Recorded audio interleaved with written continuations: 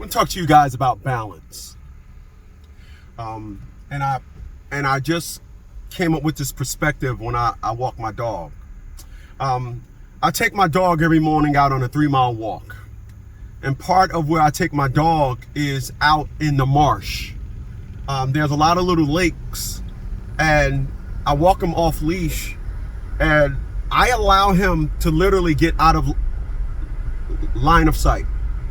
I allow him to go back to being a dog. I allow him to chase geese until his heart is content.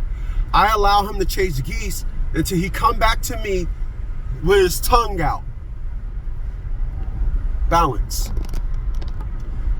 When you listen to women claim that they don't need men, hindsight, they're also saying that their children don't need fathers. Why is it that out of all the things for a woman to claim, why a woman ain't screaming, I don't need cramps, I don't need to be overweight,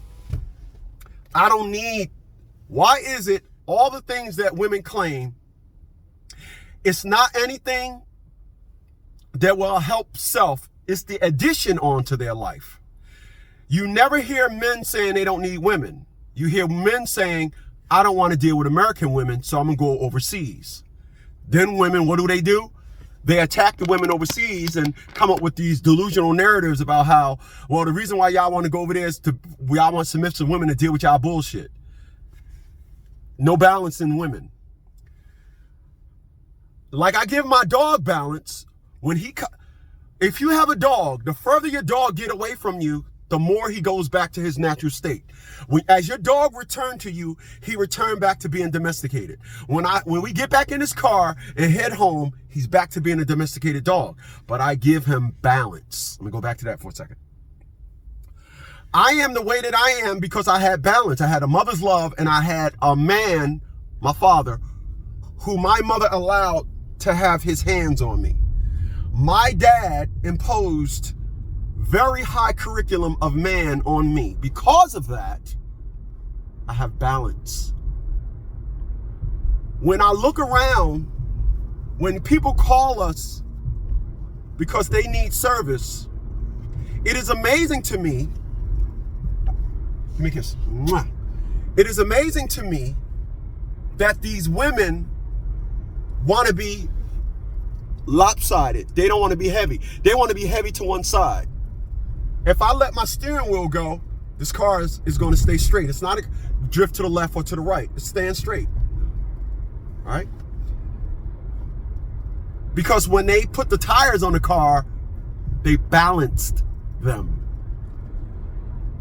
If you want to understand if a woman is leading with emotional curriculum or logical curriculum, ask her a series of questions that is heavy weighing on a woman's perspective. Ask a woman, can she do things that a man can do? If you hear anything other than no, don't deal with that woman. I want to be clear about something.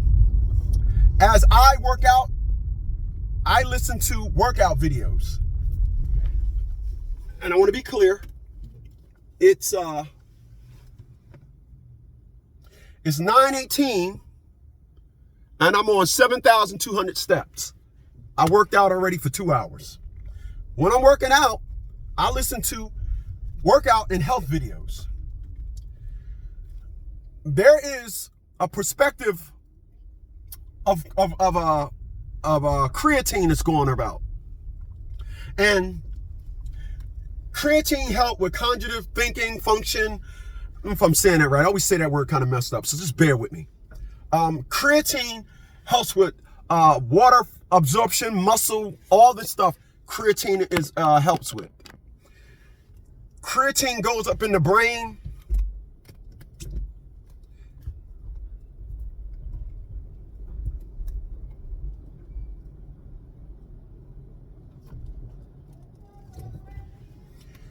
Creatine goes up in the brain and helps. Hey, thank you much. Creatine goes up in the brain and helps with thinking, helps restore memory. The crazy thing about creatine is it doesn't work on women as much as it works on men. A woman's muscle don't absorb creatine like a man's muscle. That's nature. So when you listen to a woman make all these narratives, come up with all these myths, hieroglyphics of how she don't need a man, etc., etc., all the things that she need, it's amazing to listen to all the things that she need, she claims she don't need. This is why when you look around, all you see is women that are unbalanced. I want to say something.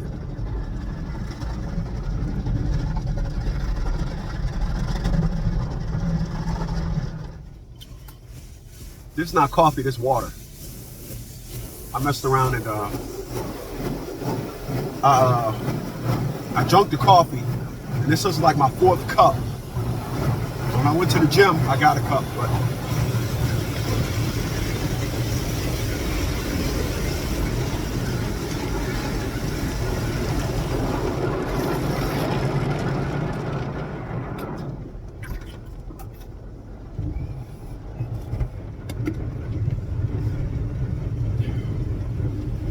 I'm gonna tell you something. I'm gonna end it with this.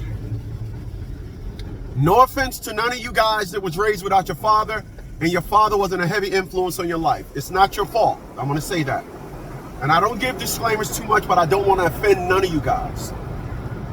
But as a 55-year-old man, I can see the difference with people today. I can go down the line and look at my friends. All the ones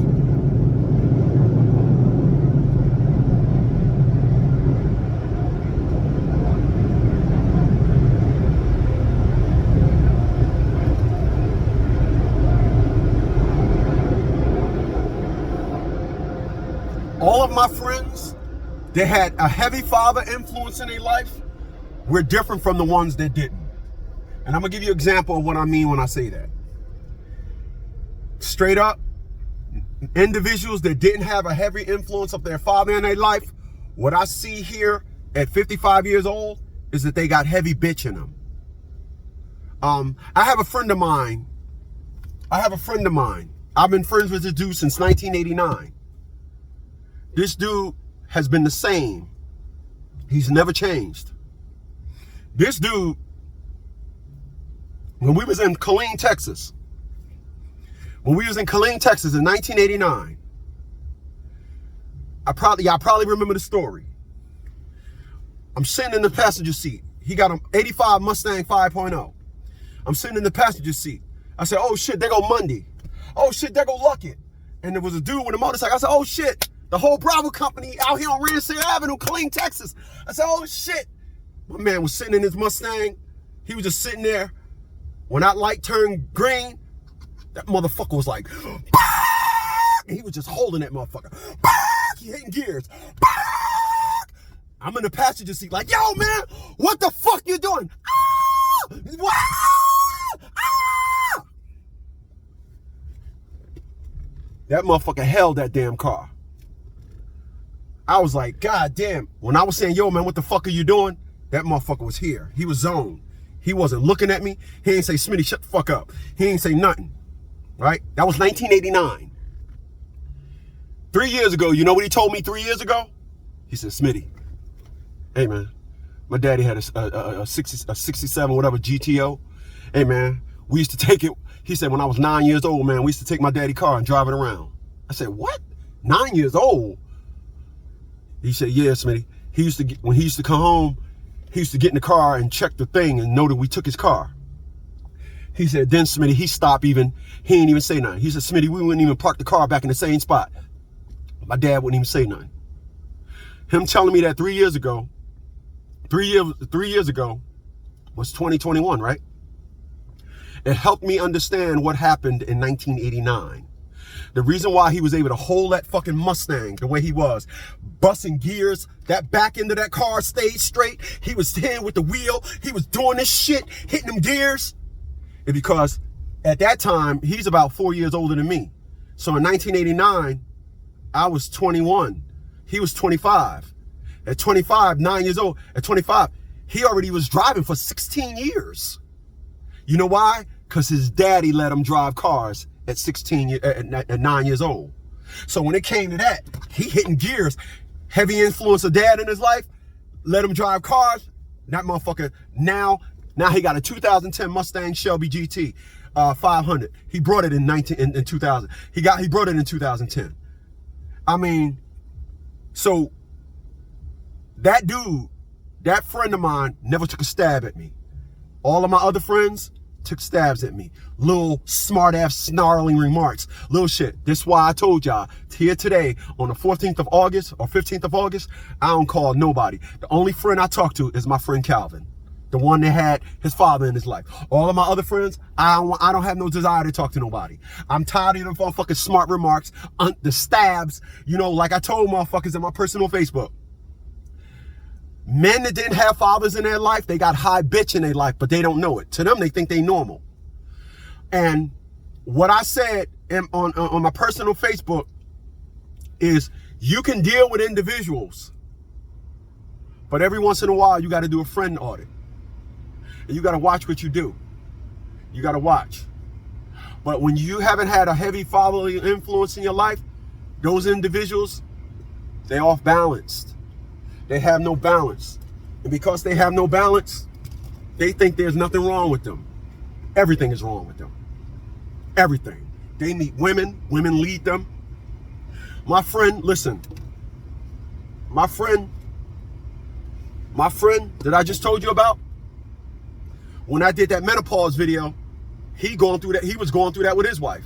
He said when we go through the house, she would turn on a damn thing turn the AC on. I would go right behind her and turn it off. He said, I'll be in the house, I hear the compressor kick on. I ain't saying nothing to her, turn it off. Look, we ain't having this shit in the house. Look, it's fucking winter outside. We ain't doing this shit. No problem. When you deal with individuals that got heavy, have no balance, leave them alone. Leave them alone. Men are logical, women are emotional. You cannot teach off emotions. You can't. Once again, it's not your fault if you ain't have no fatherly influence in your life. But no offense to you. It's the reason why I look the way I look. If you look at this video right now, screenshot this thing right now, and then look at my videos from a year or two ago, I'm more fit than I was in them videos. My face is more slimmer. My fucking shoulders are broad. My chest is out. I'm busting out this fucking tank top. Why? Because of my dad. I'm 55 and I go to the gym and hit it hard every day. And then at night, I go do 40 minutes on the treadmill. That's my life. Why? Because that's what my dad did. My dad gave me balance. And if an individual didn't have heavy influence, a man in their life, it's not happening. Women talking about something, I got women friends, no estrogen, all estrogen, no testosterone balance in their life. Leave them motherfuckers alone.